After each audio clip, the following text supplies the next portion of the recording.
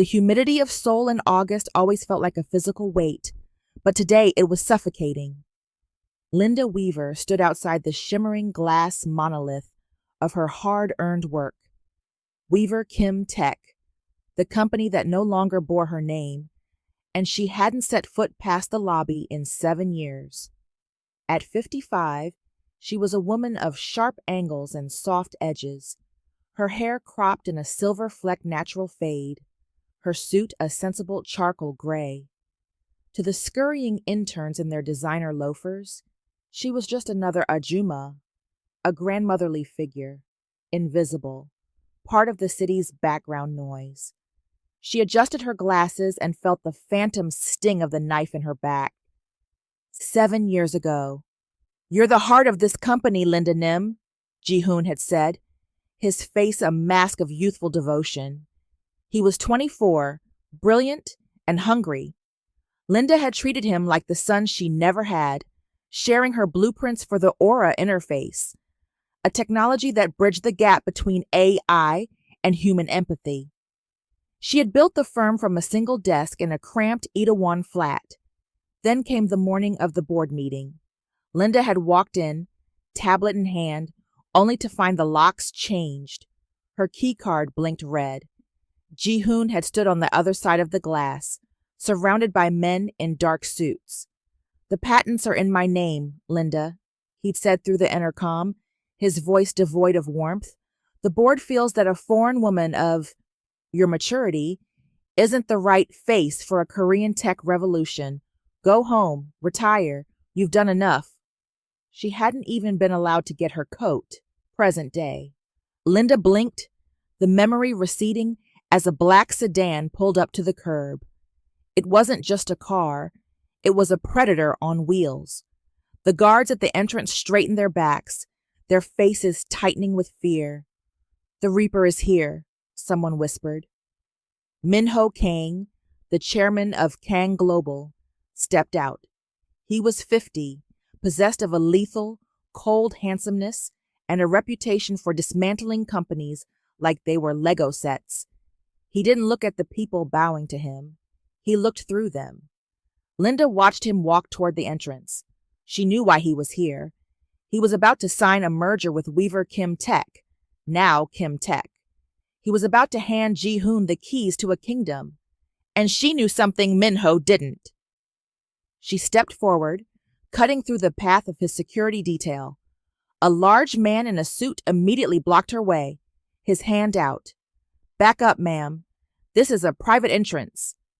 "Chairman Kang," Linda called out. Her voice wasn't loud, but it had the resonance of a cello.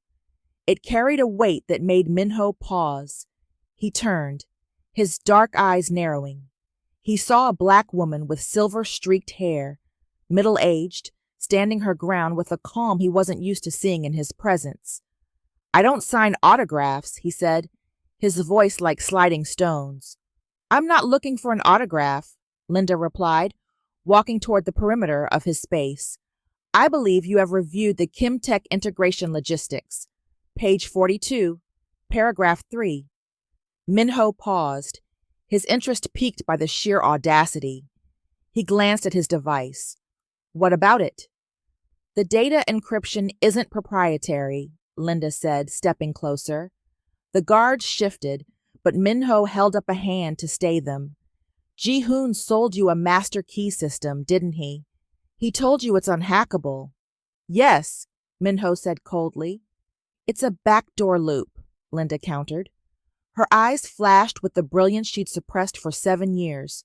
"In 6 months, once the merger is finalized, the system will trigger a security breach that devalues your shares by 40%. Ji-hoon will buy them back for pennies. He did it to me. He's doing it to you." The air between them turned electric. Min-ho looked at her, really looked at her.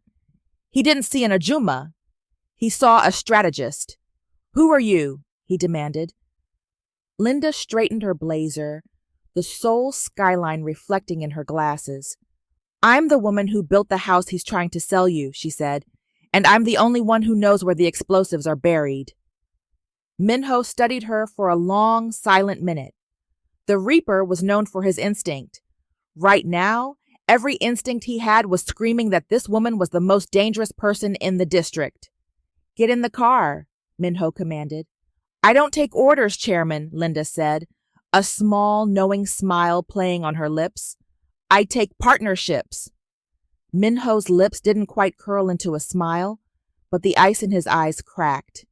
He opened the door himself, a gesture that would have sent the Korean press into a frenzy had they seen it. Then let's discuss the terms of our partnership, Ms. Weaver. As the sedan sped away into the neon heart of Gangnam, Linda looked out the window. For 7 years, she had been a ghost, but ghosts were excellent at haunting. The game hadn't just changed.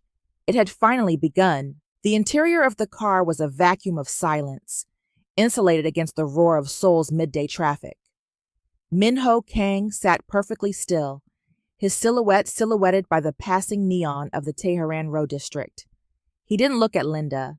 He looked at the digital schematics on his screen, his fingers hovering over the paragraph she had cited. My VPs spent 3 months vetting this deal, Minho said, his voice a low, dangerous vibration. They have degrees from Harvard, Stanford, and Seoul National. They found nothing. They found what they were trained to find, Linda replied, her hands folded neatly in her lap. She didn't fidget. The years of being ignored had gifted her a terrifying level of composure. They looked for mathematical errors. They didn't look for a personality flaw. Ji-hoon doesn't just want money, Chairman. He wants a safety net that lets him steal from his superiors. He's been doing it since he was my intern. Minho finally turned his head. His gaze was legendary for making grown men stutter, but Linda met it with the steady gaze of a woman who had already survived her worst day. You're Linda Weaver, he stated. It wasn't a question. The mother of the interface. You vanished 7 years ago. The rumor was you had a breakdown and moved back to America. Linda felt a sharp pang of bitterness, but suppressed it. The rumor was a convenient lie told by the man who stole my hard drive. I didn't move back to America. I stayed right here. I watched. I waited. Minho tapped a rhythm on the leather armrest. And why tell me? You could have let me sign the deal and watched us both burn. Because you're the only one with enough spite to burn the whole forest down just to catch one fox, she said simply. I don't just want my company back, Chairman. I want the ground it stands on to be salted so nothing Ji-hoon touches ever grows again. You're the Reaper. I'm the architect. You have the scythe, but I know where the roots are. A ghost of a smirk touched Minho's lips. It was the first sign of humanity she had seen on his face. He pressed a button on the intercom. Cancel the 2 p.m. Take us to the penthouse. The Kang Global Penthouse was a shrine to minimalism. Cold marble, floor-to-ceiling glass, and a view of the Han River that felt like owning the world. Minho poured 2 glasses of sparkling water, handing one to Linda. Here is the reality, Ms. Weaver, he said, walking to the window. On paper, you don't exist. To the board, you are a retired foreigner. If I bring you in as a partner, they will laugh. If I bring you in as an advisor, they will ignore you. Linda stood beside him, the height difference between them pronounced, yet she didn't feel small. I've been invisible all my life, Chairman. I know how to use it. Let them think I'm your translator. Let them think I'm your secretary. Let them think I'm your Western etiquette consultant. The less they see me, the more I see them. Minho turned to face her, his eyes dark and calculating. I am going to offer you a deal that is as insulting as it is lucrative. I will give you an office in the basement. I will give you a budget that doesn't appear on any ledger. You will be my invisible asset. Your job is to find every crack in Kim Tech's foundation. He stepped closer, into her personal space. The air between them grew heavy, charged with something more complex than business. And in return? Linda asked, her voice steady. In return, Minho whispered, when the time comes to pull the trigger, I will provide the capital for you to stage a hostile takeover. You will sit in that CEO chair again, but you will do it as a subsidiary of Kang Global. You will be mine. Professionally speaking. Linda reached out her hand. I want 51%. I want my name back on the building, and I want Ji-hoon to see me do it. Min-ho looked at her hand, then up at her face. He saw the fire of a woman who had been tempered in the furnace of betrayal. He didn't just see an asset. He saw a mirror of his own ruthless soul. He gripped her hand. His palm was warm, his grip ironclad. Deal, he said. Welcome back from the dead, Ms. Weaver. As he let go, his thumb lingered for a fraction of a second against her skin, a spark of friction that had nothing to do with corporate warfare. Later that evening, Linda sat in her new office, a sleek windowless room in the sub-level of the tower. It was quiet. It was hidden. It was perfect. On her monitor, she pulled up a photo of Ji-hoon at a recent tech gala, looking smug and untouchable. She leaned back, a cold, focused energy radiating from her. God didn't bring me this far to let me fail, she whispered to the empty room. Above her, in the tower, Min-ho Kang sat with a glass of whiskey, staring at the empty seat across from him. He had spent his life surrounded by people who wanted something from him. For the first time, he had met someone who wanted to build something with him. He picked up his phone and dialed his head of security. Clear Ms. Weaver's schedule for tomorrow. She's coming with me to the board lunch. Tell them she's my new shadow. The office Min-ho assigned to Linda was a sleek glass box that overlooked the ventilation shafts rather than the river. It was a deliberate placement. To the rest of the Kang Global staff, she was a ghost in a pencil skirt. An English consultant, the young marketing director, a girl no older than 25 with a penchant for sharp eyeliner, whispered loudly in the break room. At her age, the chairman must be feeling charitable, or maybe she's the mother of one of his old Ivy League friends. Linda, standing at the coffee machine, heard it all. She simply adjusted the silk scarf at her neck and smiled at the girl. The medium roast is running low, dear. You might want to call facilities. She walked away before the girl could respond, her heels clicking a rhythmic, confident beat against the marble. Inside her office, the English consultant was currently dismantling a multi-billion-won offshore tax shelter. Min-ho entered without knocking. He stopped, watching her. She had a small, leather-bound Bible on the corner of her desk, and beside it, 3 monitors glowing with complex data streams. She was humming a gospel tune, something low and soulful, as she cross-referenced Ji-hoon's personal expenditures with Kim Tech's research and development budget. You don't look like a woman who is being bullied by the staff, Min-ho remarked, leaning against the doorframe. I've been a black woman in tech for 30 years, Min-ho, she said, not looking up. If I collapsed every time someone underestimated me, I'd have spent my life on the floor. Their sneers are just data points. They tell me exactly where their blind spots are. Min-ho felt a strange, unfamiliar pang of admiration. He was used to people who screamed to be heard. Linda's silence was louder than any shout. You're working late, he noted. My VPs left 2 hours ago for a drinking bout in Hongdae. The fox doesn't sleep just because the hounds are tired, Linda replied, finally turning her chair to face him. He looked at the Bible on her desk.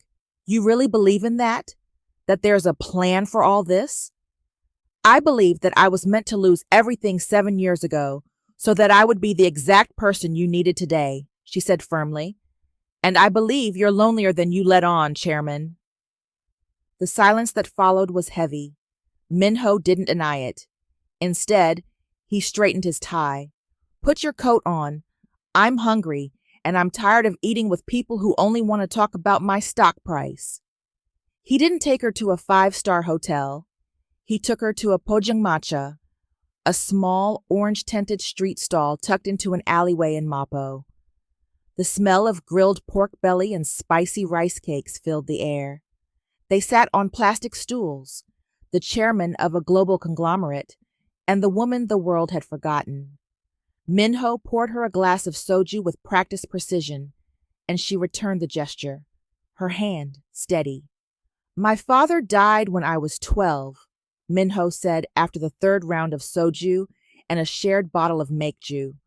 The alcohol had softened the sharp edges of his professional mask. He left me a bankrupt shipping company and a list of enemies. I've spent 30 years making sure no one could ever take anything from me again. I have 3 houses, 5 cars, and not a single person I can trust with my phone passcode. Linda looked at him, the glow of the overhead heat lamp casting a warm amber light across her features. I built Weaver Kim because I wanted to create a legacy. I wanted to show that a woman who looks like me could build a bridge between cultures. When Ji-hoon took it, it wasn't just the money. It was the belief that I didn't belong here. She reached out, her hand hovering near his on the grease-stained table. We're the same, Minho. We've both built fortresses to keep the world out. But even a fortress gets cold at night. Minho didn't pull away. He turned his hand over, his fingers brushing against hers. The contact was electric, not the frantic heat of youth, but the deep, grounding warmth of 2 souls recognizing a shared burden.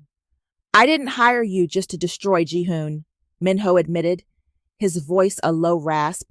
I hired you because when I looked into your eyes in that driveway, I saw someone who wasn't afraid of the Reaper. That's because I know the Reaper is just a man who needs a reason to stop reaping, Linda whispered. For a moment, the bustling sounds of Seoul, the clinking of glasses, the sizzle of the grill, the distant sirens, faded away. There was only the scent of grilled meat, the sting of the alcohol, and the sudden, terrifying realization that this contract was no longer just about business. Minho's grip tightened on her hand. Tomorrow, the real work begins. We start the audit on Kim Tech's European accounts. I'll be ready, Linda said, her heart hammering against her ribs. As they walked back to the car, the cool night air hitting their faces, Minho didn't let go of her hand. And for the first time in 7 years, Linda Weaver didn't feel like a ghost. She felt like a storm. The office on the 42nd floor hummed with the sound of a silent war. Linda sat before 3 monitors, her fingers dancing across the keys with the precision of a concert pianist. She wasn't hacking. She was doing something much more elegant.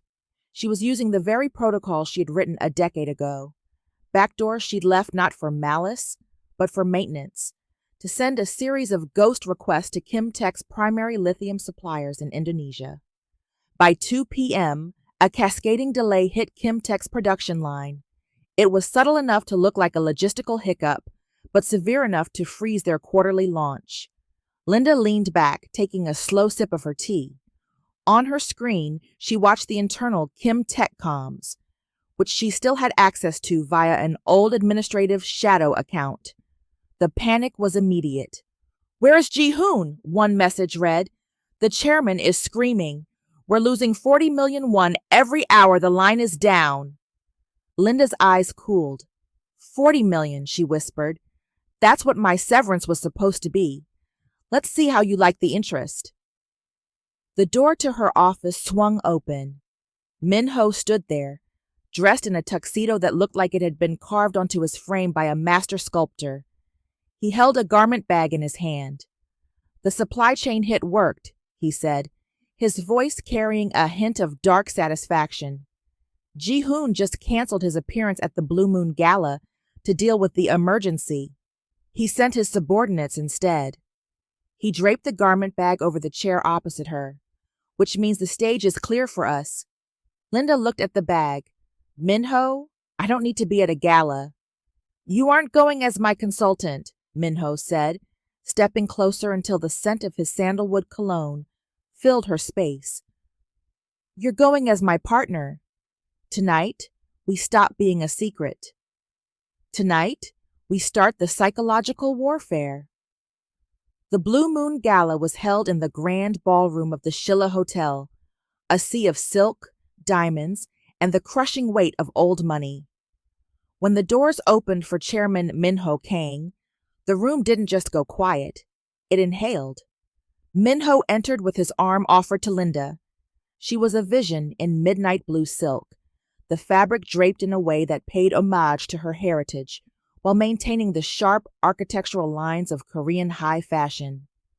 Her silver-flecked hair was styled into a sophisticated crown, and her only jewelry was a pair of pearl earrings that had belonged to her grandmother.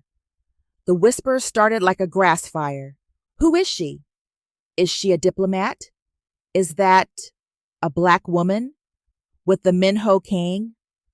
A group of young starlets and heiresses, women in their 20s with porcelain skin and dresses that cost more than a mid-sized sedan, flocked toward Minho the moment they reached the center of the room. "Chairman Kang," one cooed, placing a manicured hand on his sleeve. "We missed you at the yacht club last weekend. You must come sit with us." Minho didn't even look at her. He didn't remove his gaze from Linda, who was observing the room with a calm, regal detachment. "I'm afraid my schedule is full," Minho said, his voice loud enough to carry to the surrounding tables. He reached out and placed a hand firmly on the small of Linda's back, a gesture of intimate protection that sent a shockwave through the crowd. "I am here with Ms. Linda Weaver, my most trusted associate, and as it happens, the only person in this room I find worth talking to." The starlet's face dropped. The heiresses exchanged looks of pure confusion. Linda felt the heat of his hand through the silk of her dress. It was a declaration. He wasn't just shielding her, he was elevating her. He was forcing the elite of Seoul to see her, not as a guest or an employee, but as his equal. Across the room, she saw several board members from Kim Tech. They were staring at her, their glasses frozen halfway to their mouths. They recognized her. The ghost had returned, and she was draped in the power of the most dangerous man in the city. Minho leaned down, his breath warm against her ear. "They're terrified of you, Linda." "Good," she whispered back, a slow, predatory smile spreading across her lips. "Terror is the first step toward surrender." He didn't move away. He stayed close, his eyes fixed on hers, ignoring the cameras, the whispers, and the power players vying for his attention. In that moment, in the middle of 1,000 people, they were the only two who existed. "Dance with me," he commanded softly. "Minho, everyone is watching." "Let them," he said, leading her toward the floor. "I want them to see exactly who is going to take them down." A few weeks later, the neon pulse of Tokyo's Shinjuku district felt a world away from the sterile, hushed executive suite on the top floor of the Aman Hotel. Linda stood by the window, the city lights reflecting in her eyes like fallen stars. Behind her, the air was thick with the scent of expensive green tea and the simmering frustration of a man who wasn't used to losing. "The Saito group won't budge," Minho said, his voice a low growl. He had shed his suit jacket, his white shirt unbuttoned at the collar, sleeves rolled up to reveal forearms corded with tension. "They think I'm too aggressive. They think I don't respect the old ways. If this merger fails, Ji-hoon gets the Japanese patents by default." Linda turned away from the window. She had watched the negotiation earlier that afternoon. She had seen the way the elder Saito-san had tightened his jaw when Minho spoke of disruptive growth and market dominance. "You were speaking the language of a conqueror, Minho," Linda said softly. "In Tokyo, especially with a family like the Saitos, you don't win by conquering, you win by honoring." "I offered them a 20% premium over market value," Minho countered, pacing the length of the suite. "That is honor in business." "No." Linda stepped into his path, forcing him to stop. "That's a transaction. They don't want your money. They want to know their legacy is safe. They see you as a predator." "And what are you?" Minho asked, his voice dropping an octave as he stood mere inches from her. "I'm the person who noticed that Saito-san's wife is from the same prefecture in Shikoku Where my grandmother's best friend grew up, Linda said. I noticed he wears a lapel pin from a specific calligraphy society. He doesn't want a CEO, he wants a student. 3 hours later, at a last chance dinner in a private ryokan, Linda took the lead. She didn't talk about stock options or cloud computing. She spoke about the philosophy of kintsugi, the Japanese art of repairing broken pottery with gold, making it stronger and more beautiful for having been shattered. She spoke in Japanese, fluent, elegant, and humble. She shared the story of her own shattering 7 years ago and how she was rebuilding her life with the gold of Minho's partnership. Saito-san sat in silence for a long time, his eyes fixed on Linda. Then he looked at Minho. Chairman Kang, the old man said, you are a lucky man, not because of your balance sheet, but because you have found a partner who understands that a company is not a machine, but a soul. The deal was signed before the dessert was served. Back at the hotel, the adrenaline of the victory began to fade, replaced by a heavy, pulsing awareness. They stood in the center of the darkened suite, the only light coming from the Tokyo skyline. How did you do that? Minho asked. He sounded breathless, as if he'd just run a marathon. You moved through that room like you were born to it. You saw things I didn't even think to look for. I told you, Linda said, her heart starting to trip in her chest. I've spent my life watching from the sidelines. You learn a lot when no one thinks you're important enough to hide from. Minho took a step closer. The Reaper persona was gone, replaced by a raw, startling vulnerability. Every person I've ever met has looked at me and seen a paycheck, a threat, or a trophy. My mother, my rivals, my ex-wife, they all saw the chairman. He reached out, his hand trembling slightly as he cupped her cheek. His thumb brushed over her skin, his touch as light as a prayer. But you, he whispered, his dark eyes searching hers. You look at me, and you see me. The boy who was afraid of failing his father. The man who was tired of being alone. I haven't felt seen in 50 years, Linda. Not until you walked into my life. Linda felt a tear prick her eye. She leaned into his palm, her own hand coming up to rest on his chest, feeling the frantic, heavy thud of his heart. I see you, Minho. I've seen you from the start. The distance between them vanished. It wasn't a tentative kiss. It was the collision of two starving souls. It tasted of salt, whiskey, and years of suppressed longing. Minho pulled her flush against him, his arms wrapping around her waist as if he were afraid she might vanish into the Tokyo mist. When they finally broke apart, Minho rested his forehead against hers. His eyes closed. The contract? He murmured against her lips. I think we just broke several clauses. Then we'll have to write a new one, Linda replied, her voice thick with emotion. A lifetime agreement? Minho asked. With no exit strategy, she promised. As they stood there, held in the glow of the city, the revenge felt distant. For the first time in 7 years, Linda Weaver wasn't thinking about what she had lost. She was thinking about everything she had just found. The penthouse office of Kim Tech, once Linda's sanctuary, now smelled of expensive cologne and desperation. Ji-hoon stood at the window, his tailored Italian suit feeling tighter than usual. The supply chain disaster in Indonesia had cost them millions. The Tokyo deal had slipped through his fingers like water, and now his lead engineers were reporting glitches in the Aura interface. Glitches that looked suspiciously like the original discarded source code. It's her, Ji-hoon hissed to the empty room. It has to be.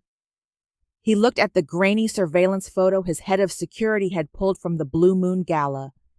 It showed Chairman Minho Kang with a woman in midnight blue. The image was blurred, but the posture, that regal, unyielding tilt of the chin, was unmistakable. No, he whispered, trying to convince himself. She's 55. She's a washed-up foreigner. She's probably living in a basement in Ida 1, bitter and broke. But the doubt gnawed at him until he couldn't breathe. He needed to see her. He needed to remind her who the master was now. Linda was sitting in a small traditional tea house near the base of Namsan Mountain when he found her. She had chosen this spot deliberately. It was open, quiet, and required him to remove his shoes, stripping him of the extra 2 inches his heels provided. She looked exactly as he expected, yet entirely different. She wore a soft, cream-colored cardigan over a simple floral dress. Her glasses sat on the bridge of her nose as she studied a book of psalms. To any passerby, she was just an Ajuma enjoying her afternoon. "Linda Nim," Jihoon said, his voice dripping with a forced, oily respect as he sat across from her on the floor mat. Linda looked up, her expression a mask of gentle surprise. "Jihoon? My goodness, look at you. You look so tired, child. Is the company being unkind to you?" The word child landed like a slap. Jihoon flinched, his eyes darting around the tea house. "I saw you at the gala, Linda, with Chairman Kang. What are you playing at?" Linda took a slow, deliberate sip of her barley tea. "Playing? Oh, Jihoon, I'm 55 years old. I don't have the energy for games. I'm just a consultant. The chairman wanted someone to help him with his English phrasing for the Tokyo merger. It was a lovely trip." "You sabotaged that merger," he accused, leaning forward, his voice a low snarl. "And the Indonesian lithium line. I know it was you. You always were obsessed with the logistics." Linda let out a soft, tinkling laugh, the sound of a grandmother amused by a toddler's tantrum. She reached across the table and patted his hand. Her skin was cool, her touch light. "You always had such a vivid imagination," she said sweetly. "That's why I hired you, remember? But look at me, Jihoon. I'm a silver-haired woman in a foreign land. I lost everything 7 years ago. Do you really think I have the power to move mountains in Indonesia or sway the Saito family?" She leaned in, her eyes wide and seemingly innocent. "Maybe you're just failing, dear. It happens to the best of us when we build on a foundation of sand." Jihoon pulled his hand away as if she'd burned him. He hated this. He wanted her to scream, to curse him, to show her hand. Instead, she was treating him like a disappointing nephew. "Listen to me," he threatened, his composure finally snapping. "Kang Global is a shark, and you're just a pilot fish. When Minho is done using you for whatever nostalgic thrill he's getting, he'll discard you. And when he does, I will make sure you are deported. I'll make sure you don't even have a bench to sleep on in this city." Linda didn't flinch. She didn't even blink. She simply picked up a small rice cake and offered it to him. "You should eat, Jihoon. You've lost weight. Stress is a terrible thing for the complexion." Jihoon stood up abruptly, his chair screeching against the wood floor. "Stay away from my company, Linda. Stay away from Minho. This is your only warning." He turned and stormed out, his face flushed with a mixture of rage and a primal, shivering fear he couldn't name. The moment the door slid shut behind him, the sweet grandmother evaporated. Linda's spine straightened. Her eyes turned to flint, cold and calculating. She reached into her cardigan pocket and pulled out a small, high-sensitivity recording device. She pressed a button on her phone. "Did you get all of that, Minho?" "Every word," Minho's voice came through the earpiece, dark and lethal. "He threatened an associate of Kang Global. That's a violation of the ethics clause in our preliminary merger agreement. I can now legally freeze his assets pending an internal investigation." Linda watched Jihoon's sleek black car peel away through the window. "He still thinks I'm the woman he broke 7 years ago." "He's a fool," Minho said, and she could hear the smile in his voice. "He's looking for a ghost, but he doesn't realize he's already standing in the grave you dug for him. Are you okay?" Linda looked down at her hands. They were perfectly still. "I'm better than okay," she whispered. "I'm visible." The atmosphere in the Kang Global boardroom wasn't just cold, It was subarctic. Minho stood at the head of the table, his knuckles white as he leaned against the mahogany. Across from him sat the Vultures, a faction of board members who had been waiting for a single drop of blood in the water. "The injunction is clear, Chairman," the lead counsel for the opposition stated, sliding a thick blue folder across the table. "Under Article 42 of the Corporate Governance Act, your recent unilateral shifts in capital, specifically the funds funneled into the Chem-Tech audit, are being flagged as a breach of fiduciary duty. We are motioning for an immediate suspension of your voting rights." Minho's jaw tightened. He had been so focused on the external war with Ji-hoon that he'd underestimated the rot within his own walls. The loophole was obscure, a relic of his father's era, but it was enough to paralyze him. "You have until tomorrow morning to produce the counter-authorization," the counsel added, "or you step down." An hour later, Minho was in his office, the lights dimmed, staring at the Seoul skyline. For the first time in his career, he looked defeated. The Reaper was trapped in a cage of his own making. The door opened softly. Linda didn't turn on the lights. She walked over to him, the soft rustle of her dress the only sound in the room. "They found the Article 42 loophole," she said quietly. "I'm done, Linda," Minho rasped, not looking at her. "I've spent 30 years building this fortress, and they found the one loose stone I forgot to cement. I can't protect the merger. I can't protect you." Linda walked around the desk. She didn't offer platitudes. She reached out and placed her hand over his, forcing him to feel the warmth of her pulse. "Minho, look at me." He looked up, his eyes shadowed with a rare, raw fear. "For 7 years, I lived in a small village outside of Incheon," Linda said, her voice steady and filled with a strange, calm authority. "Everyone thought I was just a bitter woman hiding from the world. But I wasn't just hiding. I was praying, and I was helping the people no one else would look at." She pulled a small, battered notebook from her bag. One of those people was a man named Mr. Choi. He was a disgraced clerk living in a basement, drinking himself to death because he'd been fired for knowing too much about the 1998 banking restructure, the restructure that created Article 42. Minho straightened. "The clerk? He's still alive?" "He is," Linda said, "and because I paid for his daughter's tuition when no one else would, he gave me something. A set of internal memos from the Ministry of Finance showing that Article 42 was superseded by an amendment in 2012, an amendment that was never fully digitized because it favored the conglomerates." She leaned in, her face illuminated by the distant city lights. "I've already called him. He's on a train from Incheon right now with the original stamped documents. But Minho, I didn't get this information through business. I got it because I chose to see a human being when the world saw a ghost." Minho reached out, grasping her waist, pulling her closer until her knees hit his chair. He looked at her, not with the gaze of a man who had bought an asset, but with the awe of a man who had found his savior. "You had this the whole time?" he whispered. "I had it with me, waiting for the moment God told me you were ready to receive it," she said, her thumb tracing the line of his jaw.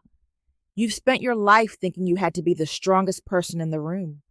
But sometimes, strength is knowing whose hand to hold when the floor falls out." In that moment, the power dynamic between them underwent a seismic shift. Minho realized that while he had the money and the name, Linda had the soul and the connections to the invisible world that actually ran the city. He didn't just want her in his home or by his side at galas. He needed her. He needed her moral compass, her quiet brilliance, and the faith that allowed her to see a way out when he only saw a wall. He buried his face in the crook of her neck, breathing her in. Cocoa butter, expensive tea, and the scent of hope. "I've spent my life fighting alone," he murmured against her skin. "I don't think I can go back to that. I don't want to go back to that." Linda ran her fingers through his hair, her heart swelling with a fierce, protective love. "You're never going to be alone again, Minho. We're going to walk into that boardroom tomorrow, and we're going to show them what happens when the Reaper and the Architect actually work together." The divine pivot had occurred. The hunter had become the partner, and the invisible woman had become the most powerful force in the Kang global empire. The flash of the camera had been so brief, Linda thought it was a flickering street lamp. But by 6 a.m. the next morning, the flicker was a wildfire consuming the Korean internet. The headline on Dispatch was brutal.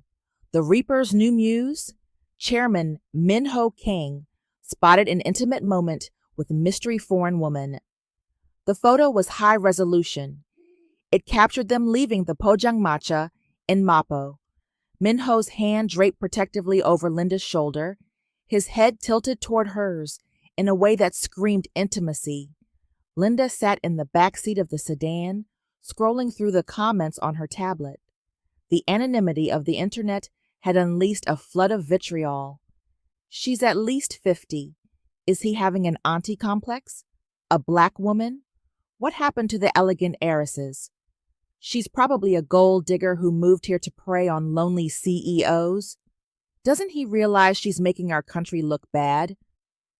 The words stung, but they didn't break her.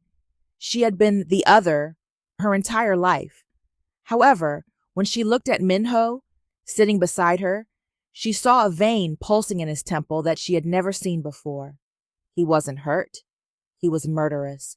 "Min-ho, put the phone down," she said softly, reaching for his hand. "I've heard worse in boardrooms. This is just noise." "It isn't noise," he said, his voice a low, terrifying calm. "It's a challenge.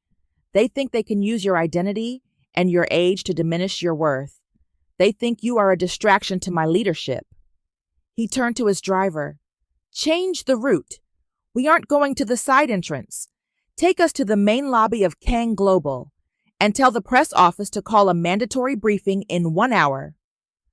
The lobby of Kang Global was a sea of camera lenses and shouting reporters. When the black car pulled up, the security detail struggled to keep the crowd back. Min-ho stepped out first. Instead of rushing inside, he turned and reached back into the car. He took Linda's hand firmly, interlacing their fingers, and pulled her out beside him. He didn't hide her. He paraded her. They walked through the lobby in a deafening storm of shutter clicks. Linda kept her head high, her expression serene, a contrast to the chaos around them. Inside the auditorium, the entire board of directors and the senior executive staff sat in stunned silence. Ji-hoon was there too, invited as a guest for the merger talks, a smug smirk on his face as he watched what he assumed was Min-ho's public downfall. Min-ho took the podium. He didn't use notes. "There has been much speculation this morning regarding the woman by my side," Min-ho began, his voice amplified to every corner of the room. "The public seems obsessed with her age, her race, and her origin. They see a foreign woman. I see something else." He gestured to Linda, who stood at the side of the stage. "I see the woman who founded Weaver Kim Tech. I see the woman who holds more patents in empathy AI than this entire room combined. I see the strategist who saved this conglomerate from a legal loophole that would have ended us yesterday." He looked directly at the board members who had tried to oust him. "As of this moment, I am appointing Linda Weaver as the Chief Strategy Officer of Kang Global. She is not my muse. She is my superior in vision. Every department head, including the leads of our new Kim Tech acquisition, will report directly to her." A gasp rippled through the room. Ji-hoon's smirk vanished, replaced by a sickly pallor. To be an English consultant was one thing. To be the CSO of the largest conglomerate in Seoul was another. He would have to bow to her. He would have to ask her permission to breathe. "And to those online," Min-ho added, his eyes turning to ice as he looked into the main camera lens. "If you find her presence in this country offensive, I suggest you sell your Kang Global stock immediately, because from this day forward, she is the face of this company, and she is the woman I intend to spend the rest of my life with." The room exploded. Reporters surged forward, but Minho was already stepping off the stage. He walked straight to Linda. In front of the cameras, in front of the board, and in front of a horrified Jihoon, he took her face in his hands and kissed her, a deep, beautiful, defiant seal of a new era. When he pulled back, he whispered against her lips, "Is that visible enough for you, C.S.O. Weaver?" Linda smiled, her heart racing with a triumphant, holy fire. "It's a good start, Chairman. Now, let's go to my office.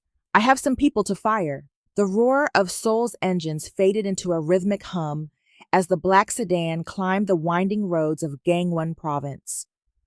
For the first time in weeks, the air didn't taste of ozone and ambition. It smelled of pine needles and coming rain. Minho hadn't spoken for an hour.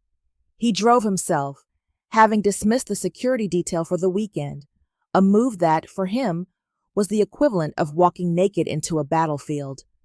They arrived at a traditional hanok house, nestled against a rugged cliffside. It was beautiful but weathered, the wood darkened by decades of mountain mist.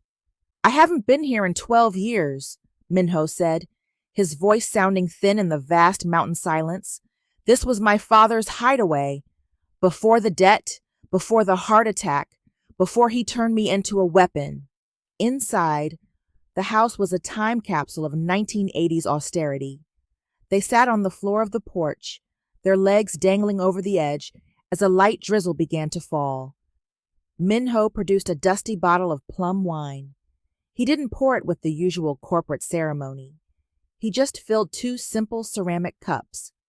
"People think the Reaper was born out of greed," Minho said, staring into the mist. "But it was fear. I watched my father beg men half his age for a week's extension on a loan. I watched him bow so low his forehead touched the dirt. When he died, he didn't leave me a company. He left me a debt and a warning. If you aren't the hunter, you are the meal." He looked at his hands, the hands that had dismantled empires. "I killed my own heart to pay off his ghost. I thought that if I became powerful enough, I'd never have to bow again. But all I did was build a taller pedestal to be lonely on." Linda listened, not with the ears of a chief strategy officer, but with the heart of a woman who knew what it felt like to be hollowed out. "I moved here at 40, she said softly, her voice catching the wind. "People in the States thought I was having a midlife crisis. They said, 'Linda, you're a black woman in a corporate world that barely tolerates you here. Why go somewhere that doesn't even have a word for you?'" She took a sip of the tart wine, but I felt a calling. I thought if I went somewhere where I was truly an outsider, I could finally define myself without everyone else's baggage. I spent my first year in Seoul crying in a tiny apartment in Gurodong because I couldn't read the buttons on the washing machine. I felt like a child at 40. She turned to him, her eyes shining. "But then I built that first algorithm. I realized that my otherness was my superpower. I could see the patterns because I wasn't part of the fabric. I survived the betrayal, Minho, not because I was strong, but because I finally learned that my worth wasn't tied to a building with my name on it." Minho shifted, moving closer until his shoulder pressed against hers. "I spent so many years waiting for someone to tell me it's okay to stop hunting," he whispered. "It's okay, Minho," she replied, reaching up to cup his neck. "The hunt is over. We aren't fighting to survive anymore. We're fighting to live." The strategic alliance died in that moment, buried under the mountain pines. In its place was something far more dangerous to their enemies, a soulmate bond. Minho leaned in, his forehead resting against hers. "I used to think my legacy was the stock price. Now I think my legacy is whatever world we build together." "Then let's make it a beautiful one," Linda whispered. They stayed there for hours, 2 people who had spent their lives being firsts and onlys, finally finding a we. As the sun set, the silence was no longer heavy. It was full. Later that night, as Linda slept in the guest room, Minho sat in the small study looking at the Kim Tech files. But he wasn't looking at the financial loopholes anymore. He was looking at a photo of Linda from 7 years ago, smiling in front of her first office. He picked up his phone and sent a one-word text to his head of acquisitions. Accelerate. He wasn't just going to help her take her company back. He was going to burn down anyone who had ever made her cry in a tiny apartment in Gurodong. The air in the Kang Global War Room was thick with the scent of ozone and cold coffee. It was 3 a.m., the hour of wolves and architects. Linda sat at the head of a glass table strewn with financial ledgers and digital tablets, her glasses reflecting the blue light of a screen showing Kim Tech's dwindling cash reserves. "He's biting," she said, her voice a calm anchor in the high-stakes silence. Minho stood behind her, his hands resting on the back of her chair. He wasn't looking at the screens. He was looking at her, marveling at the ruthless grace of her mind. The bait was too sweet for him to refuse. A chance to leapfrog Kang Global's AI development. Ji-hoon's ego won't let him pass that up. The Trojan Horse was a masterpiece of corporate misdirection. For the past 2 weeks, Linda had leaked a trail of breadcrumbs through a disgruntled former assistant. The leak suggested that Kang Global was moving its entire capital into a new, revolutionary quantum empathy chip. A direct evolution of Linda's original Aura interface. Ji-hoon, desperate to prove he was the true visionary, had taken the bait. To beat them to the market, he had authorized a massive, high-interest bridge loan to buy out a defunct semiconductor plant in Gyeonggi. "He's overextended," Linda noted, tapping a key to reveal a hidden ledger. "He's used his own personal shares and the company's remaining emergency reserves as collateral. He thinks he's buying the future. In reality, he's buying a shell company I registered in the Cayman Islands 3 years ago." Minho leaned down, his face close to hers.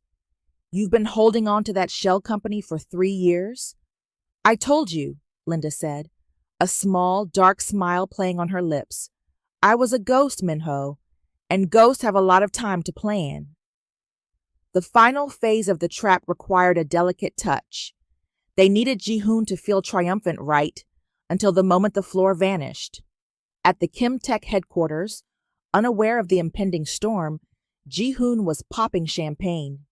He paced his office, looking at the top-secret blueprints his spy had delivered. They were beautiful, they were complex, and they were utterly useless. "Tomorrow at the board of directors meeting, I'll announce the acquisition," Ji-hoon told his reflection. "Minho Kang will be a footnote. And Linda Weaver, she'll be the woman who gave me the keys to my kingdom without even knowing it." Back at Kang Global, Minho and Linda were preparing for a different kind of announcement. "The annual meeting starts at 10 a.m., Minho said, straightening his cuffs. "The board is expecting a status update on the merger. They think we're here to sign the final papers and hand over the remaining funds." "Instead," Linda added, standing up and smoothing out her tailored suit, a deep, regal purple that looked like bruised velvet, "we're going to show them the foreclosure notice." Minho reached out, catching her hand. He pulled her flush against him, his eyes burning with a mixture of pride and something deeper. "Are you ready to walk back into that room, Linda?" Linda thought of the morning 7 years ago when the keycard turned red. She thought of the Ajuma comments in the break room and the English consultant's sneers. But mostly, she thought of the faith that had sustained her through the silence. "I'm not just walking in," she whispered, her voice like steel. "I'm taking the walls with me." Minho kissed her forehead, a silent vow. "Then let's go. The Trojan horse is already inside the gates. All that's left is to step out of the shadows." The dawn broke over Seoul, painting the glass towers in shades of gold and fire. It was a beautiful day for a hostile takeover. In her purse, Linda carried a single item that wasn't a legal document, her original employee badge from 7 years ago. She wasn't going to leave it behind this time. The air in the Kim Tech boardroom was thick with the scent of expensive espresso and unearned confidence. Ji-hoon sat at the head of the table, his feet nearly propped up on the mahogany. He was holding a glass of crystal, grinning at the 12 board members who had helped him stab Linda in the back 7 years ago. To the future, Ji-hoon toasted, his voice booming, to the acquisition of the Gyeonggi plant and the end of Kyung Global's dominance. Today, we don't just survive, we reign. The board members raised their glasses, laughing. They were celebrating the bridge loan, the massive high-interest debt Ji-hoon had just signed, backed by every cent of the company's equity. Suddenly, the heavy double doors at the end of the hall didn't just open. They were thrown wide by security guards who looked pale and shaken. The laughter died instantly. A woman stepped into the frame. She wore a suit of bruised purple silk, her silver-flecked hair pulled back. She looked like a queen returning to a city she had built with her own hands. And she wasn't alone.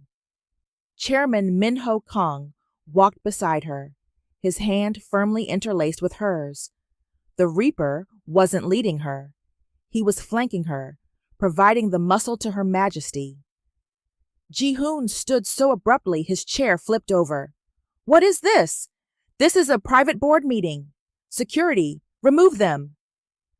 "The security is mine, Ji-hoon," Min-ho said, his voice a low, lethal vibration that seemed to rattle the windows. "And I don't think you want to be escorted out of your own office in handcuffs. Not yet, anyway." Linda walked to the foot of the table opposite Ji-hoon. She didn't look at the board members who were now shrinking in their seats. She looked directly at the man who had stolen her life. 7 years, Ji-hoon, Linda said. Her voice was calm, melodic, and terrifying. 7 years since you changed the locks. 7 years since you told me a 40-year-old black woman didn't have the face for this industry. "You're a consultant for Kang," Ji-hoon spat, his face turning a mottled purple. "You have no standing here. Get out!" Linda didn't move. She reached into her leather portfolio and pulled out a single gold-embossed folder. She slid it down the long table. It glided perfectly, stopping right in front of Ji-hoon. "I'm not here as a consultant," she said. "I'm here as your landlord." Ji-hoon opened the folder. His eyes darted across the pages, his breath becoming shallow. "What is this? Phoenix Holdings? Who is Phoenix?" "I am," Linda replied. A stunned silence descended. "For the last 8 months," Linda continued, stepping closer to the table, "I have been the anonymous entity buying up every distressed share of Kim Tech. When you overextended for that quantum chip, which, by the way, is a defunct project I abandoned in 2018, you put the remaining 51% of this company's voting rights into a collateral pool. A pool that Phoenix Holdings just bought out this morning at 9 a.m. Ji-hoon's knees gave out. He slumped into his overturned chair. "No, that's impossible. The capital. Where did you get that kind of capital?" Linda glanced at Min-ho, a look of profound, soulmate-level understanding passing between them. "God provides," she said softly, "but Min-ho signs the checks." Min-ho stepped forward, placing a thick stack of documents on the table. "This is a formal buyback agreement and a notice of immediate termination for every board member in this room. You are being sued for gross negligence and fiduciary breach. The police are waiting in the lobby to discuss the shadow accounts Ms. Weaver found in your Indonesian filings." Linda walked around the table until she was standing directly behind Ji-hoon. She leaned down, her lips inches from his ear, the same way he had whispered to her 7 years ago. "You thought I was invisible because I was old, foreign, and black," she whispered. "But that was my greatest weapon. You never saw me coming because you never thought I was worth looking at." She reached out and took the CEO's nameplate from the desk, the one that read Ji-hoon Kim. She dropped it into the wastebasket with a muffled thud. "Pack your things. Ji-hoon," she said, straightening her blazer. "You're in my chair." The board members scrambled to their feet, some trying to apologize, others weeping. Linda ignored them all. She walked to the head of the table, her table, and sat down. Minho stood at her right hand, his expression one of pure, unadulterated pride. He looked at the woman who had changed his world, the woman who had proven that legacy wasn't about what you took, but what you were strong enough to take back. Meeting adjourned, Linda announced, her eyes shining with the light of 1,000 suns. Except for you, Chairman Kong, I believe we have a merger to celebrate. As the room cleared of the broken men who had tried to bury her, Linda finally let out a breath she had been holding for 7 years. She looked at Minho, and he didn't see a grandmother or an asset.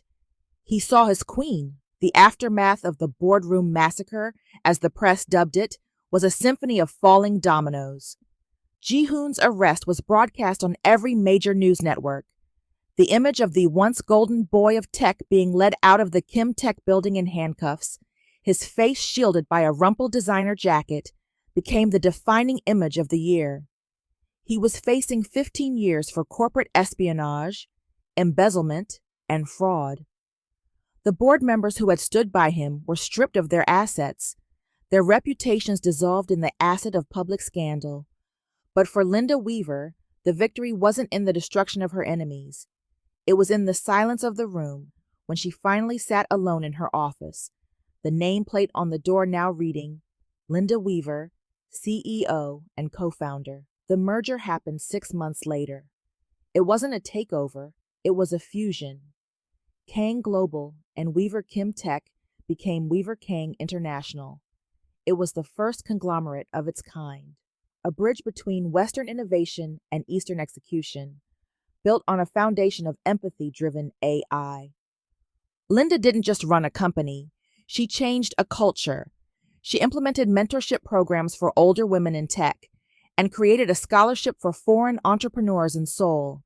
She was no longer the invisible woman. She was the architect of the new Seoul. 1 year later, the air on the penthouse balcony of the Weaver Kang Tower was crisp, scented with the late spring cherry blossoms that drifted like pink snow over the city below. Linda stood at the railing, a glass of vintage champagne in her hand. She was 56 now. The silver in her hair had become her trademark, a crown of experience she wore with pride. She wore a sleek, cream-colored silk gown that caught the moonlight, her skin glowing against the backdrop of the Namsan Tower. A pair of strong arms wrapped around her waist from behind.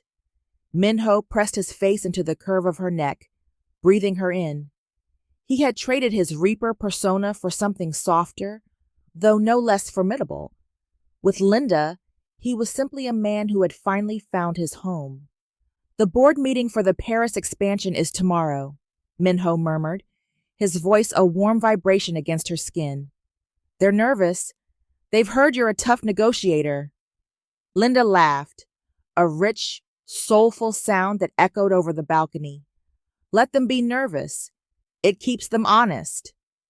Minho turned her in his arms, looking down at her with a gaze that made her feel more seen than 1,000 camera flashes ever could. You did it, Linda. You didn't just take back what was yours. You built something they couldn't even imagine. We built it, she corrected, reaching up to stroke his cheek. She looked out over the sprawling, neon-lit expanse of Seoul.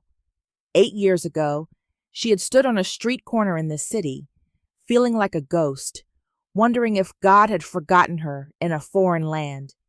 She had felt the sting of being too old, too different, and too much. Now her face was on the cover of every business magazine from Tokyo to New York. Younger women, Black, Korean, and everything in between, stopped her on the street not to ask for an autograph, but to tell her that because of her, they felt they finally had a seat at the table. Are you happy? Minho asked, his thumb tracing her lower lip. Linda looked at the man who had become her partner, her protector, and her soulmate.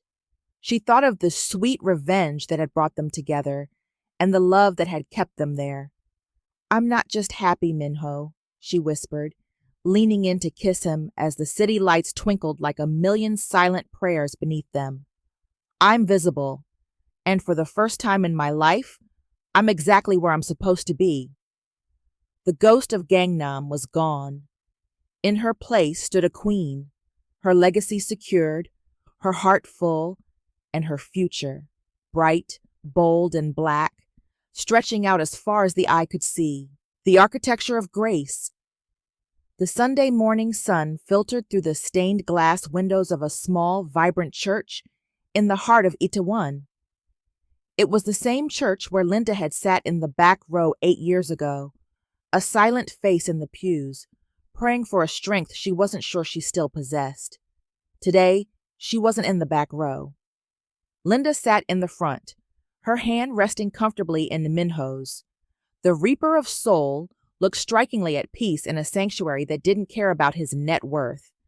They were here for the christening of the Weaver Kang Foundation's first community center, a space dedicated to immigrant women and displaced professionals over 40. After the service, a young Black woman approached Linda, her eyes wide with a mixture of nerves and hope. "Ms. Weaver," she whispered, "I moved here from London 6 months ago to start a design firm. Everyone told me I was too old to start over in Korea. Then I read your story." Linda stood up, her movements fluid and graceful. She didn't just give the woman a polite nod. She took her hands. "How old are you, dear?" 34, the woman replied. Linda smiled, that same knowing, sharp smile that had once terrified boardrooms. 34? You're just a seedling. I didn't truly start living until I was 50. Don't let their clocks dictate your season. You stay visible, you hear me? The woman nodded, tears brimming in her eyes. "Thank you, Linda Nim." Later that evening, Linda and Minho walked through the gardens of their home. The sweet revenge that had fueled their first year together had evolved into something sturdier, a profound, quiet partnership. "I saw the quarterly reports for the foundation," Minho said, sliding his arm around her waist. "We've placed over 200 invisible women into executive roles this year. The industry is terrified of them. They say these women see things the younger VPs miss." "Of course they do," Linda said, leaning her head on his shoulder. "Experience isn't a burden, Minho. It's a map. Most people just forget how to read it." Minho stopped walking and pulled a small velvet box from his pocket. He didn't drop to one knee. They had moved past the need for grand, performative gestures. He simply opened it to reveal a ring set with a rare black diamond, surrounded by a halo of white baguettes. "We've merged our companies," he said, his voice thick with emotion. "We've merged our lives, but I want to merge our names legally. I want the world to know that every breath I take for the rest of my life is shared with you." Linda looked at the ring, then up at the man who had seen her when she was a ghost. She thought of the blueprints Ji-hoon had stolen, and the new life she had drafted in their place. This wasn't just a love story, it was a resurrection. "Yes," she whispered, "but on one condition." Minho chuckled. "Always a negotiator. What is it?" "We get married in the village where I lived for those 7 years, she said. "I want the people who knew me when I had nothing to see me when I have everything. I want them to know that God's plan doesn't have an expiration date." Minho kissed her, a deep, lingering promise of a future they had designed together. Linda Weaver was no longer a ghost. She was the light by which an entire city found its way. The end. Thank you for watching. If you love this story, don't forget to hit that like button and subscribe for more emotional twists and character-driven plots. And if you're ready for the next story, make sure to turn on notifications so you never miss an update.